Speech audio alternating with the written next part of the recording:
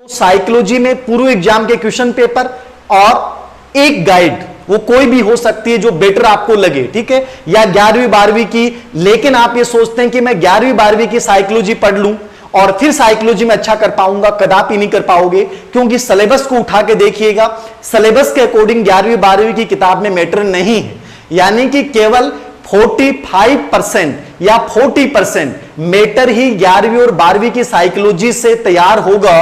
तो complete syllabus नहीं है। तो वो नंबर 2 पे हिंदी में मैंने पहली बार कहा था, रीट 18 का पेपर, रीट 15 का पेपर, चूंकि आरबीसी बोर्ड की बुक्स पे बनाया जाता है, तो जो हमारी सरल हिंदी रचना प्रबोध के नाम से जो किताब चलती है, यदि वो 2019 वाली किताब आपको मिल सकती है तो आप उसको रिपीट कीजिए। वो गलतियां त्रुटियां रहित किताब थी, नवीनतम किताब में जरूर कुछ गलतियां हैं, वो किताब आपको मिल सकती है तो उसको जरूर रिपीट कीजिए। अब व्याकरण के नाम पे आप कोई भी किताब देख सकते हैं, आप मैया सर की देख सकते हैं, आप राघव प्रकाश वाली देख सकते हैं, आप कोई भी किताब देख सकते हैं। याद रखना, मैं ये नहीं कहूंगा कि इस किताब को पर्टिकुलर देखें, लेकिन व्याकरण के लिए आप बहुत ज्यादा समय देने की आवश्यकता नहीं है, लेकिन मैंने कहा कि वो किताब जरूर देखिएगा, रचना वाली। वो छोटी सी किताब है और 3 महीने जब बचते हैं, 80 दिन बचते हैं, 60 डेज बचते हैं, तो उस किताब को रिपीट करना जरूर चाहिए। याद रखना, इंग्लिश के ऊपर, इंग्लिश लैंग्वेज में मैंने पहले भी चर्चा की थी, आप लोगों को बताया था। इंग्लिश में नॉर्मली जो किताब मेरे पास बच्चों से मैंने डिस्कशन किया, मैंने टीचर से डिस्कशन किया, बहुत सारी मार्केट में गाइड है, हर पब्लिकेशन की गाइड है, जो गाइड आपने ला रखी है वो अच्छी है,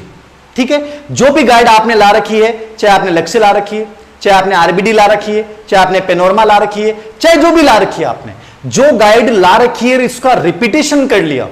तो आप नई गाइड मत लेके आइए।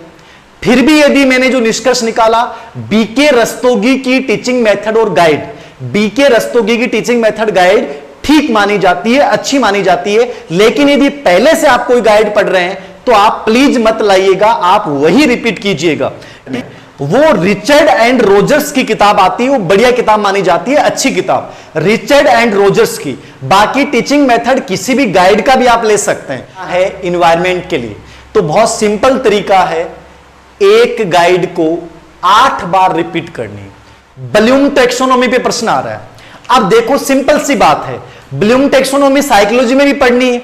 ब्लूम टैक्सोनॉमी हिंदी में भी प्रश्न आ रहा है, ब्लूम टैक्सोनॉमी पे इंग्लिश में भी प्रश्न आ रहा है, ब्लूम टैक्सोनॉमी पे एसएसटी में प्रश्न आ रहा है, ब्लूम टैक्सोनॉमी पे गणित विज्ञान में प्रश्न आ रहा है। तो जज थाना सिंपल सी बात बता दी कि टीचिंग मेथड ने लेगी थे, बड़ा टेंशन में रहो, पर्यावरण का मायने टीचिंग मेथड पढ़ना ही।